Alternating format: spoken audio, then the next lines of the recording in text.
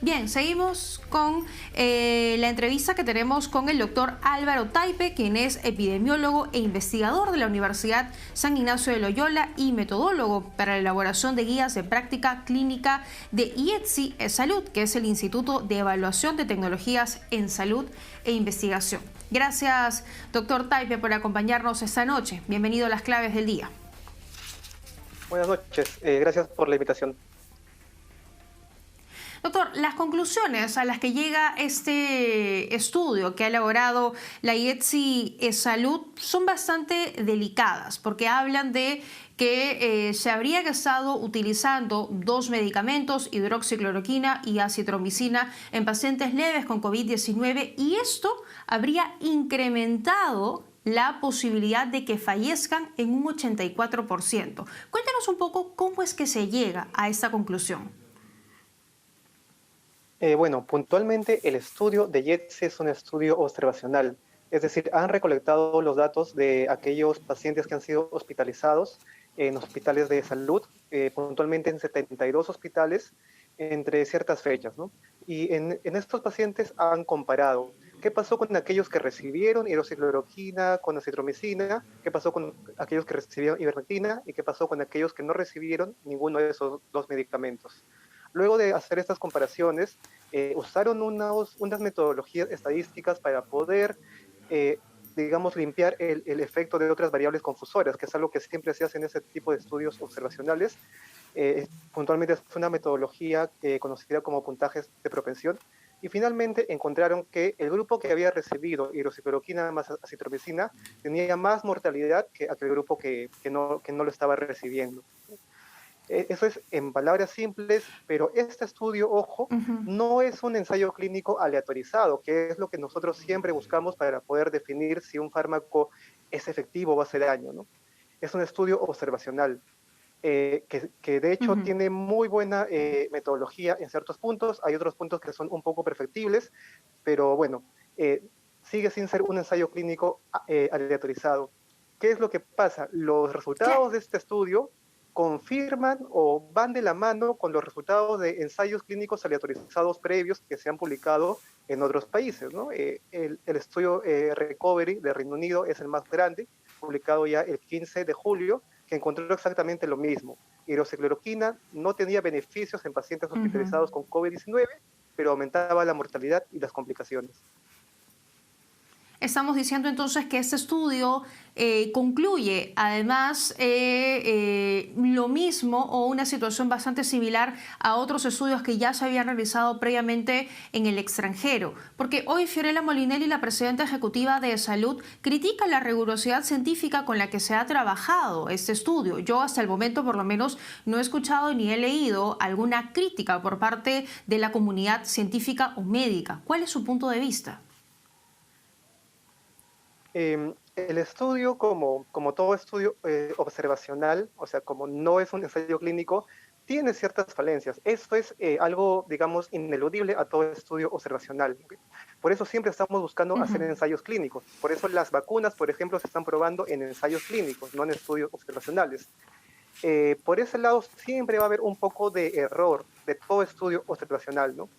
Las metodologías estadísticas buscan disminuir dicho error, y en este caso propiamente las metodologías que se han usado parecen bastante rigurosas. De que es perfectible. De que las conclusiones sean sesgadas es poco probable, por lo que ya dije anteriormente. Este estudio es solamente uno más que confirma aquello que ya sabíamos hace muchos meses, aquello que se le ha estado mencionando al Ministerio de Salud, aquello que muchos médicos, incluso médicos peruanos, han firmado peticiones para que el Ministerio de Salud reconsidere el uso de esos medicamentos una vez que ya había evidencia fehaciente de que causaban daños. De acuerdo, ese estudio refuerza que los medicamentos que se han venido utilizando, hidroxicloroquina, acitromicina, sus combinaciones, no están funcionando o peor aún, empeoran la situación de los pacientes. ¿Podríamos decir hoy que estos medicamentos ya no tendrían que utilizarse más en el tratamiento contra la COVID-19? Efectivamente.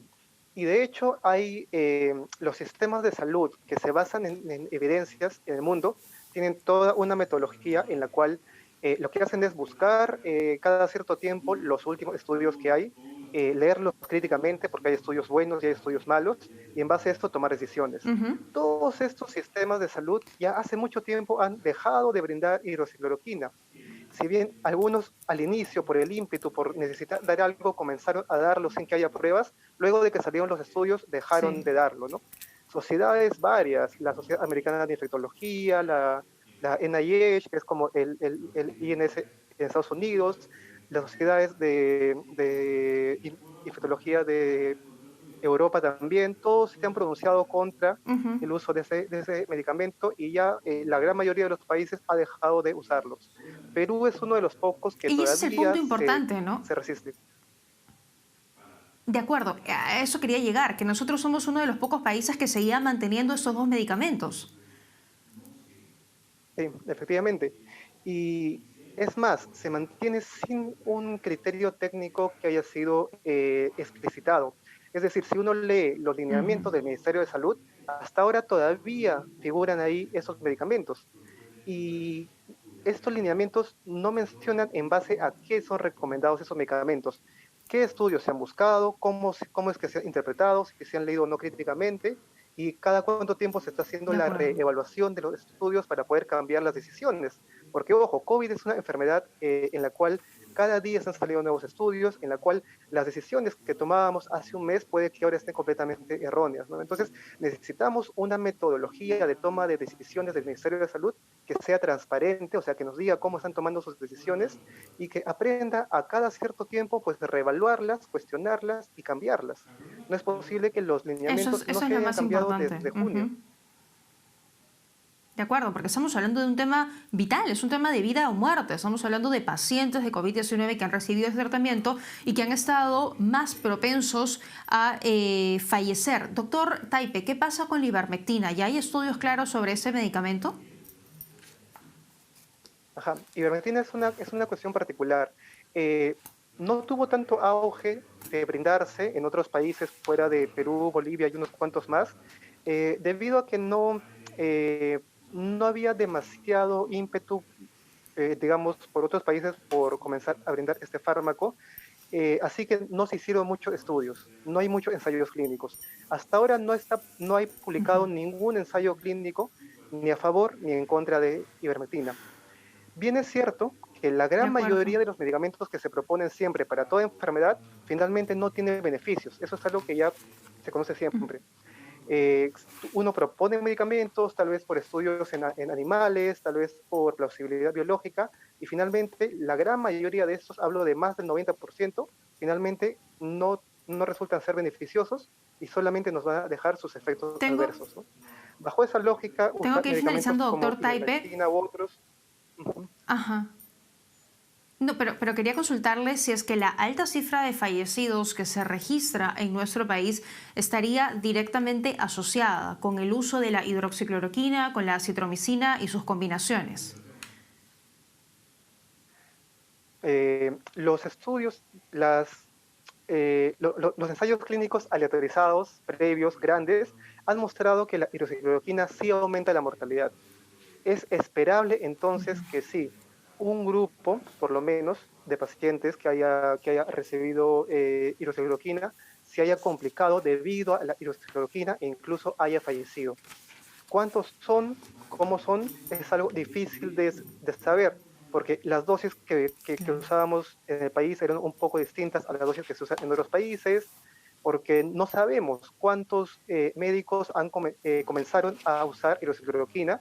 Conozco un caso de muchos médicos Ujú. que desde el inicio mencionaron que no lo iban a usar porque no pensaban que había evidencia suficiente. Entonces, no sabemos qué porcentaje de los médicos lo recetó, qué porcentaje de los pacientes en el Perú lo ha recibido, cuánta dosis ha recibido, y por tanto es un poco difícil saber cuántas muertes o cuántas complicaciones se le puede atribuir a este medicamento.